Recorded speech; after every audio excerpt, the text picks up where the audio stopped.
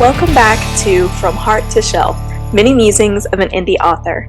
I'm glad that you have returned to join me for a new episode in this series. So this month we're talking about the heart behind the reader experiences I offer in my author ecosystem. I hope that you have experienced some of them. I hope that you enjoy them. If you haven't tried any of them, my book club, summer reading challenge, or other challenges throughout the year, or some of my author chats, I hope that you will.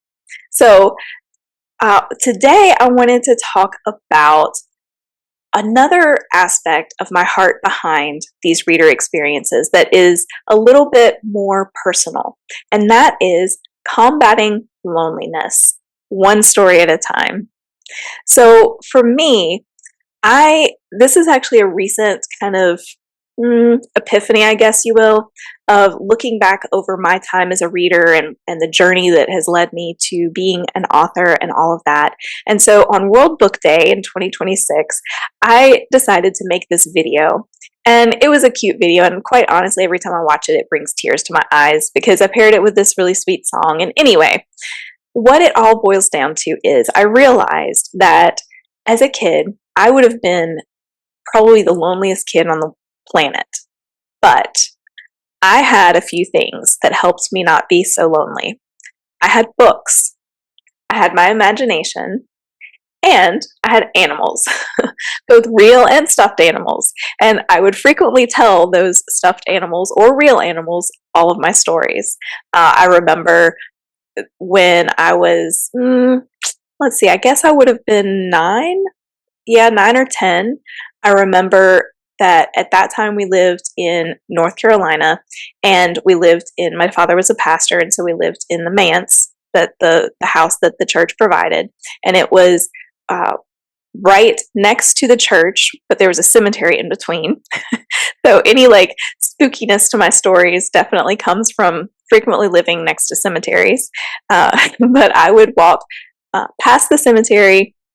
Before I got to the church, there's this grove of trees, this circle of trees with nice, cool earth underneath it, usually lots of moss, which is one of my absolute favorite things in the world.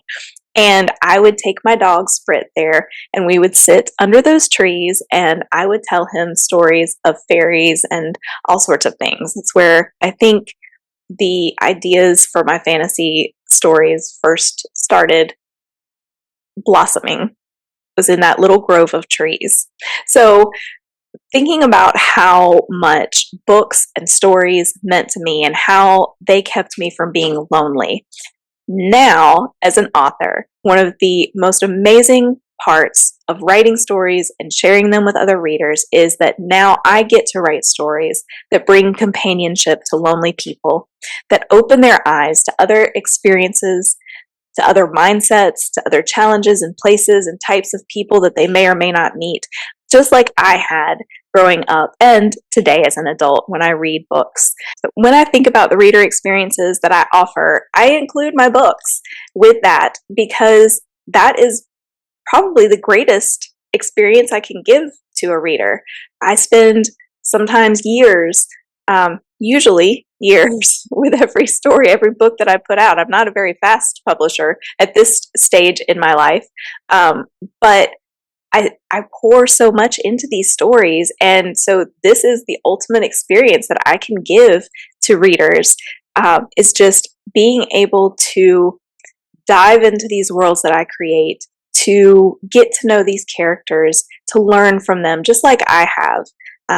And so hopefully, when you do that, I hope that my stories help you not be so lonely, that they will bring you companionship, or that they also serve as a bridge between you and other readers, so you can connect with other readers over the joy of one of these stories, which is, again, a big part of the heart behind the reader experiences that I have. Like I talked about in the very first episode, the biggest thing, the foundational thing, was a desire to bring readers and authors together.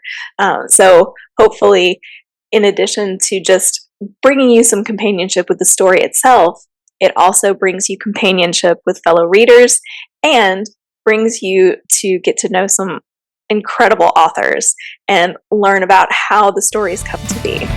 So that is another little sneak peek at the heart behind reader experiences.